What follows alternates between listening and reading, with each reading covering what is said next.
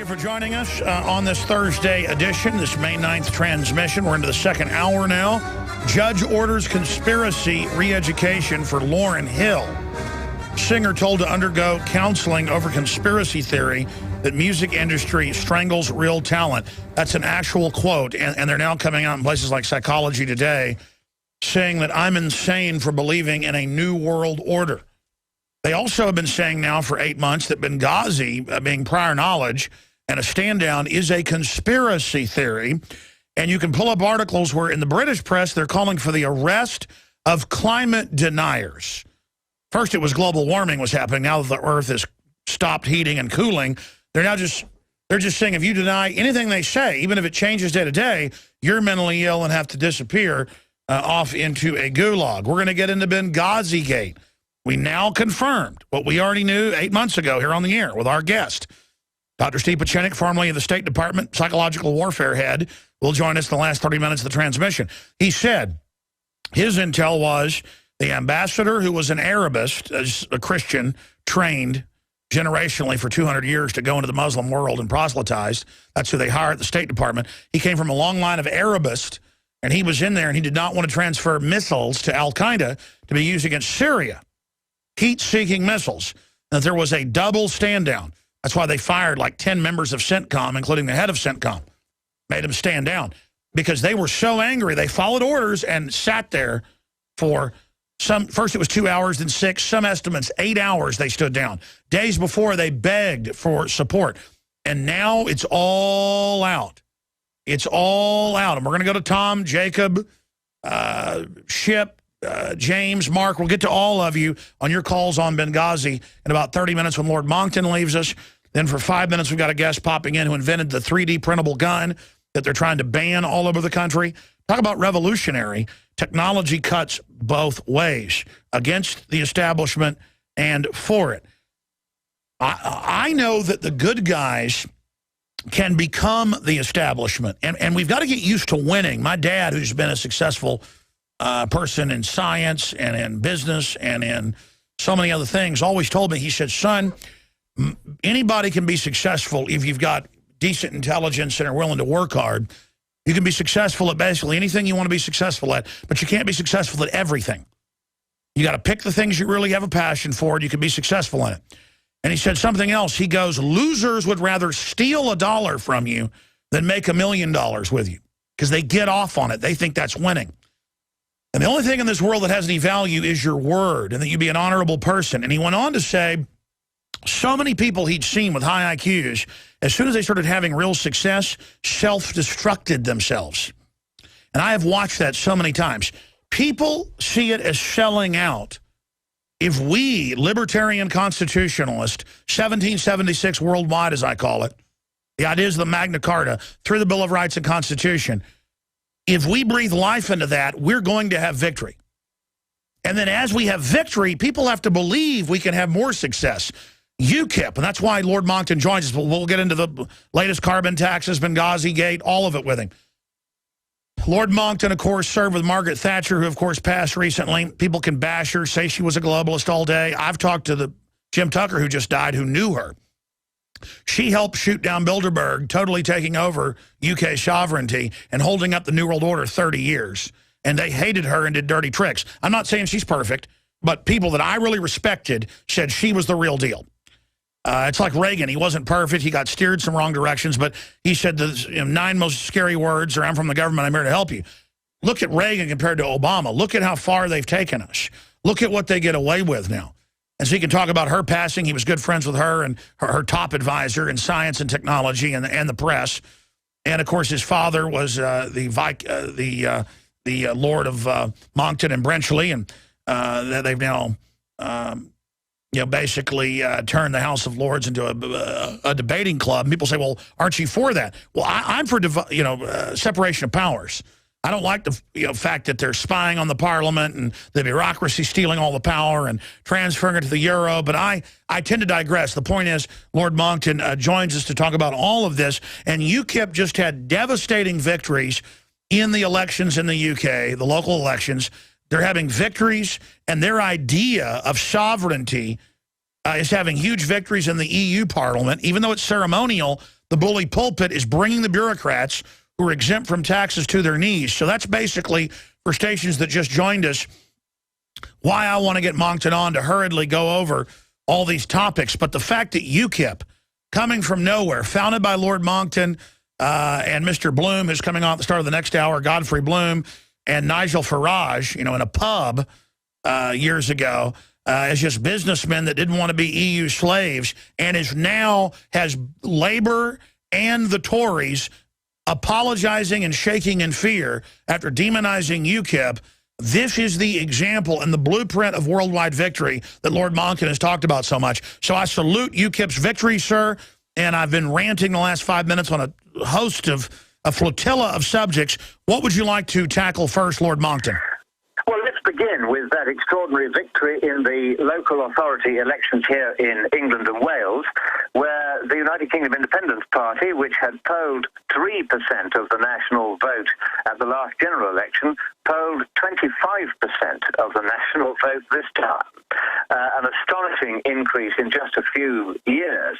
And I think the reason for this, really, is that people are now waking up to the fact that all the points you've just mentioned, they've been talking nonsense about the climate for years, they've been centralizing power in the hands of unelected people in the European dictatorship for years, and the people are no longer willing to stand for any more of this. The euro, the Mickey Mouse monopoly money currency of the European dictatorship, has collapsed and collapsed again. The European emissions trading scheme has collapsed now for the sixth or seventh time. I've lost count of how many times it's collapsed just this last week. The price of the right to emit a ton of carbon dioxide for the big businesses that have to pay it is now only $1 or $2 a ton, and the commissars have now realized that they are not going to be allowed to rig that particular market anymore to try and force the price artificially up. And that effectively means that the global warming scare is now over as well. And the reason why people have been turning to the United Kingdom Independence Party in such very large numbers, Alex, is simply that we have been right on all these things all along, you and I and UKIP. And we have said the people won't stand for having their democracy taken away. They won't stand for having Magna Carta in this side of the Atlantic and the Constitution at your side of it torn up. They won't stand for the national bankruptcy, which is being caused by massive over-borrowing, both in the United States and in the United Kingdom and in many countries of Europe. They won't stand for any more of this climate nonsense. We now want to get our governing class either to face reality or go and be replaced by a new governing class consisting of people who actually know what they're doing. What would Margaret Thatcher, if she was still in her prime, be doing right now if she was seeing all this open authoritarianism going on?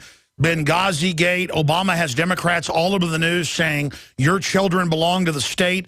It has reached a ultra theater of the absurd. And that, I think, is what is so useful. Margaret Thatcher would have left the European Union in the 1990s if she had still been Prime Minister. She was already working on that when she left office in 1990. And she would have been very determined to see the back of the European Union because it isn't democratic and because it takes away national sovereignty and doesn't transfer it to elected hands elsewhere, but to unelected hands elsewhere. She was very conscious of the problem that as you transfer wealth and power from elected hands in those countries still lucky enough to have them, which doesn't include Britain, unfortunately, to foreign institutions, whether they be supranational like the EU or global like the UN, then you're always transferring powers to unelected organizations. So power passes from elected to unelected hands. Now this, she always realized, was a danger to the very idea of democracy, which we acquired after 1,000 painful years of constitutional history, and which you took for yourselves in a few glorious years in the 1770s. And so she saw this threat and she would have opposed it. She also, of course, was paying back the national debt. We were running, by the end of her term of office, a very substantial national surplus. In fact, we paid off half of the entire 250-year accumulated national debt of the United Kingdom when she left office. And the very next Prime Minister that came in threw that precious financial advantage away. And so she would have been exercising tight fiscal and monetary discipline. She would be making sure we were not printing money. Do you know that Obama is now printing via the Fed $1 trillion without any backing at all every year? That's the latest figure I've just had. It's called QE3. And the inflation, and the inflation, no matter what they say in the press, is devastating. The prices are just exploding everywhere. Well, and they're bound to, because, of course, if you've got 5 beans and $5, then $1 is 1 bean. But if you've got 5 beans and $10, then each bean is going to be $2. That's inflation. It's not funny. And that's what they're creating, and I think now creating it deliberately. It's not just a matter of buying time in the hope that some cheap fix will be found. I think they're doing it deliberately to destroy the U.S. economy. And we've seen this all before. It's happened time and time again in U.S. history, actually, with this. No, that's Cloward and Piven. That's Cloward and Piven. We'll talk about that when we come back. They're on record saying, we will bankrupt you, we will shut your industry down, and we will make you go on welfare and make you love the government. This is the collectivization. I want to talk about the Benghazi gate with you and get your take on that, because I know you've been following it closely. I want to get into the latest carbon taxes. Prince Charles saying we're not paying enough. Many anthropologists and archaeologists believe that before man even discovered the power to harness and use fire, we were involved in agrarian activities. That is, taking the seeds of plants and then replanting them to produce more. The very foundation of our modern civilization and human culture is centered around the planting and cultivation of edible plants, fruits, vegetables, nuts, you name it. And the globalists have been going after gardening. They've been harassing people that have gardens in their front yards or their backyards. They've called for licenses for people to have gardens because you can't trust prisoners in the police state America to be able to grow their own food. That's why I've come to the realization that we need to become self-sufficient. You need to be informed. You need to have the Second Amendment to protect yourself. You need to be politically active to wake up others. You need to filter your water. But you also need to plant a garden. Even if you live in an apartment, you can do this. If you live in the countryside, obviously you can do it on a grand scale. There are so many green belts and areas that humans don't even visit, nearby cities and in suburbs, where people are now more and more planting their own little private gardens and meadows and off the side of the road. Ladies and gentlemen, it is a revolutionary act to unplug from the television, to unplug from the computer and all the globalist propaganda, and to go out in your backyard or your front yard or planters at your apartment or on the roof of the building where you live, and to plant a garden. Here are some of the amazing deals at InfoWars Seed Center at InfoWarsShop.com. The Survival Seed Vault by My Patriot Supply features only the finest survival heirloom seeds for a robust and hardy garden, even in the toughest of times. The ARC All-in-One Seed Kit contains 70 varieties of 50,000 seeds of fruits, vegetables, medicinal, and culinary herbs. All ARC seeds are heirloom. Each type is labeled and sealed separately for ease of use and longevity. The Deluxe Emergency Seed Bank combines 3 of Emergency Seed Bank's top sellers: the Family Survival Emergency Seed Bank, the Medicinal Herb Seeds Pack, and the Culinary Herb Seeds Pack. We also have starter varieties of the deluxe seed packages for fruit, salad, salsa, peppers, and medicinal herbs and more. Go to the InfoWars Seed Center at InfoWarsShop.com. A little seed can grow a huge tree that produces fruit for up to 50 years. We have the best life bombs. That's what these are. We have the best weapons against death out there at the lowest prices, waiting for you to lovingly plant them and lovingly grow them and lovingly eat them and share them with others. We will strike back against the New World Order, and this is only one more initiative in our fight against them. So please join us at InfoWarsShop.com, or you can link through at Infowars.com at the InfoWars Seed Center. Scienceandpublicpolicy.org is Lord Christopher Monckton's very powerful website exposing the incredible fraud of the UN, the carbon taxes, all of it. It is the best website out there for all the scientific documentation and well-written articles. And you've got Mark Moreno with probably the best news site out there, the Climate Depot. And you got the best overall news juggernaut, able to force stories out into the mainstream, drudgereport.com. And then you have the factory of hardcore resistance, Infowars.com, PrisonPlanet.com, and PrisonPlanet.tv. Lord Monckton, this is your short segment. We got the next segment. I'll let you get out of here because I know you're busy. But I wanted to, you're a historian as well as an inventor and a scientist. I wanted to ask you this.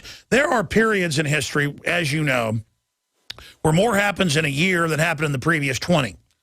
And there are some periods in history in these trends where more happens in a year than happens in the last 100 in real developments. Now, with technology advancing, the singularity down the road, all of this, things are obviously accelerated. But we now have the spectacle of government corruption and corporate corruption and collectivist cronyism and crony capitalism naked, but they're just more brazen, more arrogant, operating criminally now in plain view, militarizing against us, and then getting caught. I've talked to top people. They killed the ambassador because he didn't want to give missiles to Al-Qaeda.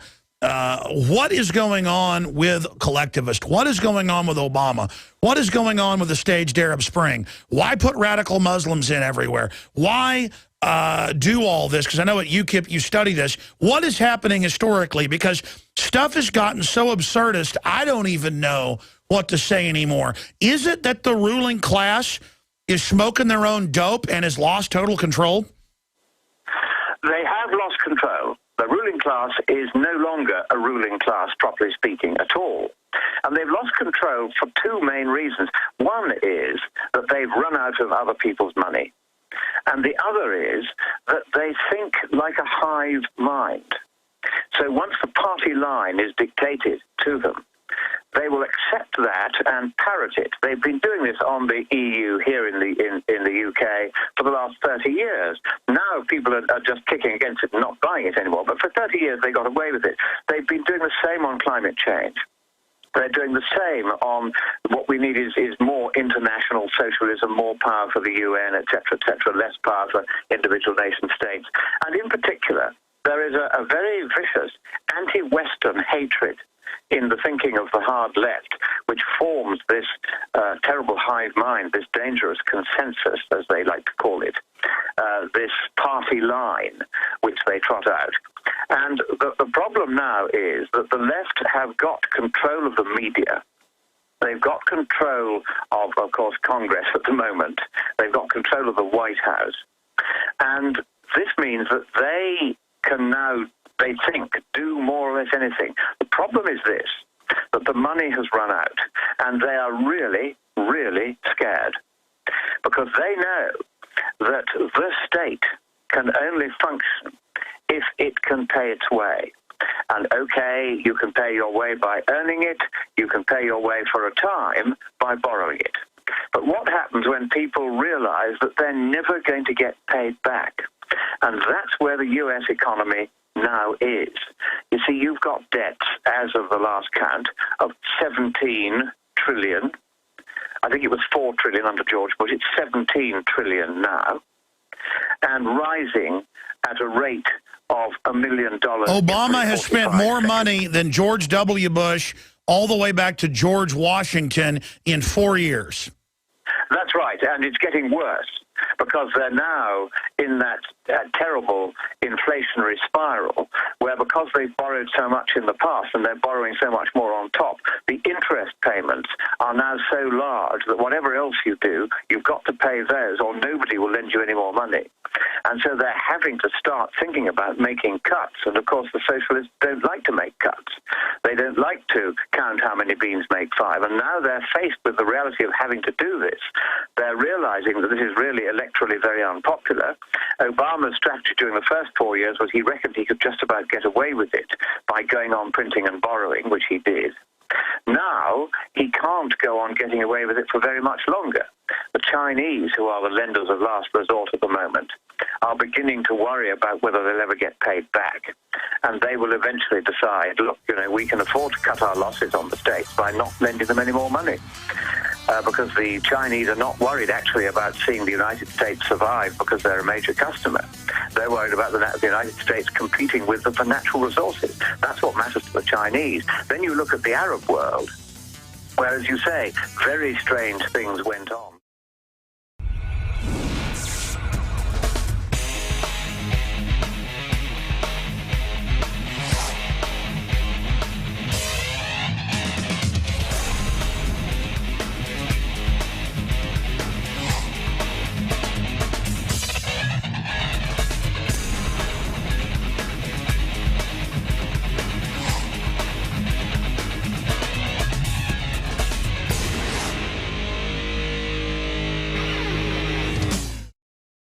It's amazing. The more a society's in decline, the more the government worships itself with big aircraft and royal uniforms and festooning themselves with red carpets.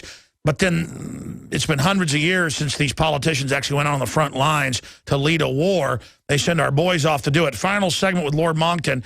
Lord Monckton, what concerns you in the future? I know during the break you were telling me about a new article you've written at scienceandpublicpolicy.org. We need to post it at Infowars.com. What are the dangers, but what are also the silver linings? What is the course out of, because I said what you just said last segment in the first hour, government and corrupt elements of it have never been more exposed, but that makes them more dangerous than ever because they are on the edge of losing power. They are on the edge of a major sea change, a new renaissance in my summation. Correct me if you think I'm historically wrong, but that is the great crossroad that we're now at. So what are the main threats, and then what are the main avenues out of this impending dark age they want to bring us into? Right. The first thing is the main threat immediately to the United States is that you're running out of money. The government is broke, and not just broke, it's in negative territory at a very serious degree. This is now a serious problem. The dollar is already beginning to lose its status as the world's reserve currency. Now, that matters a lot because while it served as a reserve currency, it meant that foreign countries had large holdings of dollars, which effectively meant that you could print money against their holdings and pay yourselves more money even if you hadn't earned it. But that is now about to stop. And already secret meetings are being held between other major countries such as China, France, the United Kingdom, Germany, and various others, about replacing the dollar with a different currency. The International Monetary Fund, which nobody elects, is proposing that its own currency, what's called the special drawing right, should become the new reserve currency. Of course, that would be no better than the dollar, frankly, because that too is in negative territory. But it's clear that the reign of the dollar as the mighty dollar, which everybody uses for their financial transactions, is already over. I'm going to give you one tiny indication of this, and that is that between China and Korea, there is now an agreement that they will no longer use the dollar to denominate international contracts between the two countries. Instead, they will use either the Chinese yuan, which is the foreign version of their currency, or they will use the Korean won. And this is the first of many such bilateral and eventually multilateral deals that are now in prospect and being done to dethrone the dollar, not because everybody hates the dollar, but because they fear that it's not worth anything anymore. Because there's too much of it being printed, not enough being done to back it up, no work being done, government hugely overspending, no attempt by Obama to rein in the spending. Everything is out of control. And the fear is that very suddenly, this can happen very suddenly, once the dollar loses its status as the global reserve currency, then you will get inflation like you've never seen. And it will happen more or less overnight. And so what I'm saying to people now is buy silver coins and buy them quick and keep them hidden, because you're going to need them when there isn't any longer a paper currency. And that's why they're in a war against gold and silver, because it exposes that. You hit something last segment I want you to elaborate on, then I want to hit some of the latest climate news and let you go because you're busy. You talked about in the so-called left, who are really just authoritarians, Because, again, I'm not even a right-winger. I'm just a constitutionalist who wants common sense freedom. You can call it whatever you want. On many issues, I'd be called, you know, a liberal 200 years ago. So these terms don't really mean much. They call themselves liberals. That's really a political cover. But you talked about their hate of the West, their hate of masculinity, even though they're mainly men, their hatred of anything pure because it threatens their criminal instinct. And that's from my study, and here's my question, is so key because you're absolutely right, obviously. Sure, you could say Obama's really CIA and he's playing the part of the left and they're going to organize things and they wouldn't kill the dollar. They wouldn't do this to America. But the truth is they have such a core hatred of this republic that they do want to see it burn, kind of like a criminal wants to be caught. And this is something we see in psychology and criminology. These are self-destructive lunatics. Even though they're in control, they hate those of us that live in the West so much, they want to burn it down. Lord Monckton. Well, there is, I'm afraid, an element of very strong hatred of the West and of Christianity and of freedom and democracy and prosperity and capitalism and free markets, stock markets. They hate all of that because it was successful, and these losers don't like to see anybody else succeeding, so they want everybody to be losers too. That's their solution to things. And you see this, even in little ways.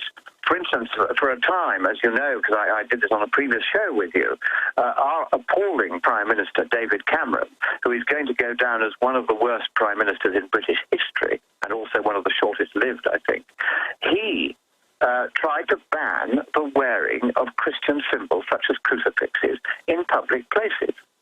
And, of course, you know, I went out and I was given by one of the people who came to my talks in San Diego a very nice St. Benedict's cross, which I've been wearing. And I wore it around London in Clubland, and the eyebrows were going up all over the place. What's he doing wearing a crucifix? And I would tell them, I'd say, it's because Cameron's trying to ban them. And this is, and by the way, this is a global initiative. This is not going to be allowed. And so I stopped him doing it, and not only I, but others stopped him doing it. But you see, there is this hatred of Christianity. He wasn't going to ban wearing of a Sikh turban or a Muslim burqa. Oh, no, no, no. Only the Christian symbols, only the symbols of the national religion of these islands. That's what he was going to attack. And there's this extraordinary self-destructiveness that goes right through our political class, and they hate the West, and they feel guilty about the time of colonial expansion. They feel guilty about the British Empire. They feel guilty about capitalism being successful. They feel guilty that we are not poor and other countries are. And they then manufacture this guilt about the climate as well, to try and say we've got to beat our breasts and shut down our industries to save the planet. The planet was triumphantly saved 2,000 years ago. It doesn't need saving again. But that's their slogan. We want to shut everything down. We want to shut the West down.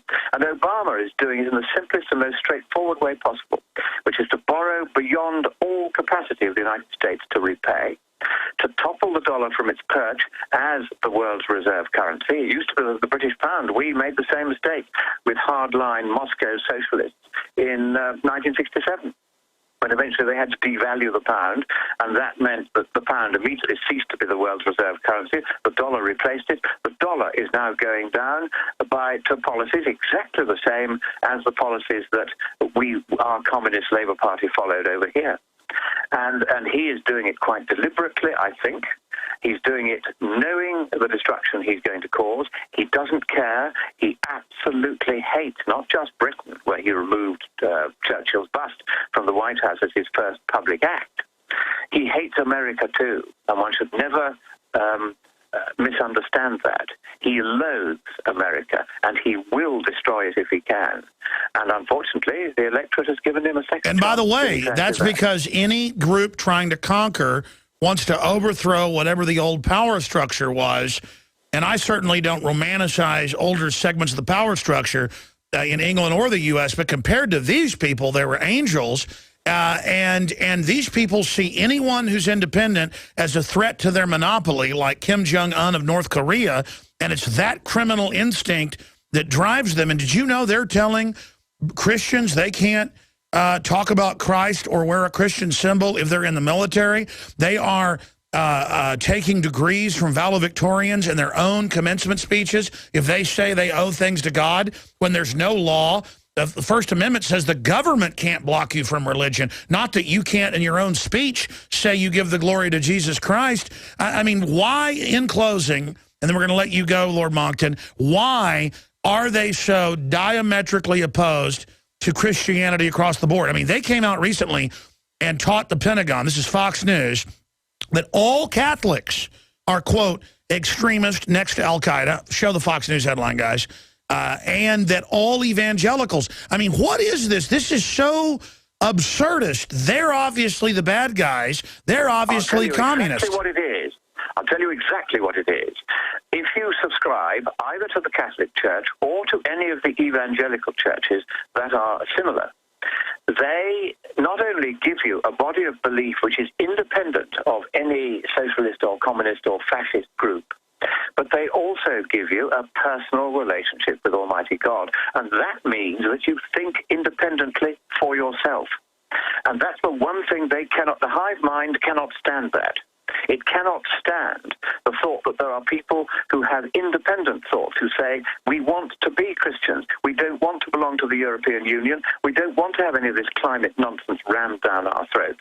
We want to be free, democratic, prosperous people. They don't want people thinking for themselves. That's what it's really about. It's about total control. The totalitarians, this is the word that describes them. The Chinese, in early imperial China, used to call them the legalists. These are the people who are, we would call them now control freaks. They want to control everything and everybody down to the last miserable flickering poison-filled light bulb that you can or can't have in your house. Whether you can afford to turn it on or not is another matter. They want to control every aspect of our lives. They will not allow us to just get on with it ourselves. We have to be regulated and taxed to death. That is their sole shoddy ambition. It's an extraordinary nihilistic, destructive ambition. These are people who cannot create anything themselves. All they want to do is destroy what others have created. Absolutely, absolutely. Tearing things down. That's their main motive, absolute destruction. They'll do it from within by subversion. They'll do it by commanding the government and the media. The media look the other way while Obama trashes the U.S. economy.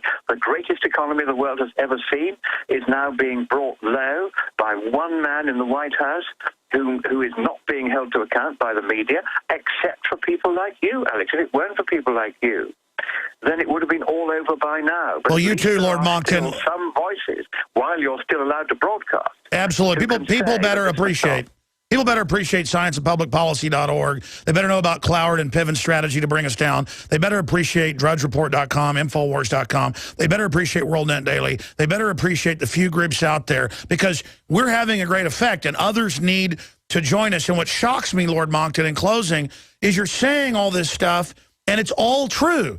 I mean, they say they want a post-industrial world. They say they hate fathers. Every show on TV pulls down fathers. This is a group of deviant scum, and I declare that I am free of them. And everyone else, we need to perform a mass exorcism on the West over the New World Order. These people are pit of hell demons. Lord Monckton, we'll talk to you again soon. Congratulations on sweeping to victory in the UK. Well, God bless you, Alex. And what we're going to need to do now is to form our own international party of freedom to make sure that we fight back against this before it's too late. Let's get you on the next month because I want to plan. And you've talked about this for years. It's starting to happen. It's time for Ron Paul to get involved and help lead it with you guys. It is time to put out our global manifesto against tyranny as a clear choice and get on the offense. Thank you, Lord Monckton. Thank you. God bless America. All right, there he goes, ladies and gentlemen. I mean, we either get on the march or it's over, okay? We either take action or it's over. Ask yourselves, what are you doing in this time of great challenge? What are you doing to unlock minds?